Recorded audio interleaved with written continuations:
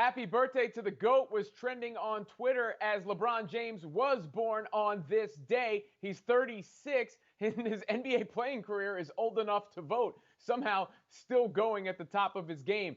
For more, I'm joined by our Wilton Jackson and the fantasy exec Corey Parson. And guys, what's your favorite all-time LeBron memory? I think I'll start and go to the moment in the NBA Finals in 2016 when he was told that Klay Thompson had said his feelings might be hurt, and he laughed it away like, okay, and then went on to lead that 3-1 comeback, Corey, which led to perhaps his most iconic play.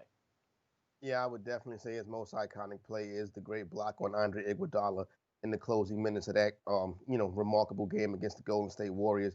When we look back at that game, it's probably the best game that any of us have seen in the past decade. And when you look at LeBron James' career, that's going to be a bookend moment. And just think about the history of that play.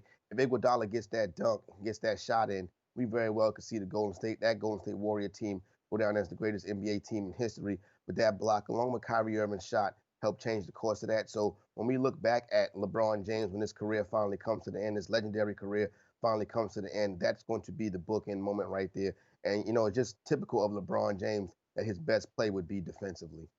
Yeah, he led both teams in points, rebounds, blocks, assists, and steals in that series. You could argue it's the most important or significant championship ever, but, well, no, it's not the only great moment in his career.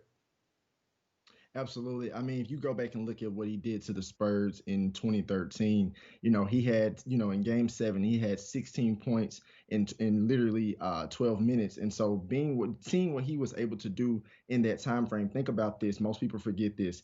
That 2011 finals where he lost to the Mavericks, that played a big part in his legacy because people felt like he couldn't close, he couldn't win on the biggest stage. Then he comes back in 12 and beats the Oklahoma City Thunder, only to follow up with essentially beating the Spurs, a well-balanced team. Popovich is always going to have players that can challenge the greatest players, in the NBA history. So for him to be able to do that and get that championship over the Spurs, I mean, it literally it was wonderful.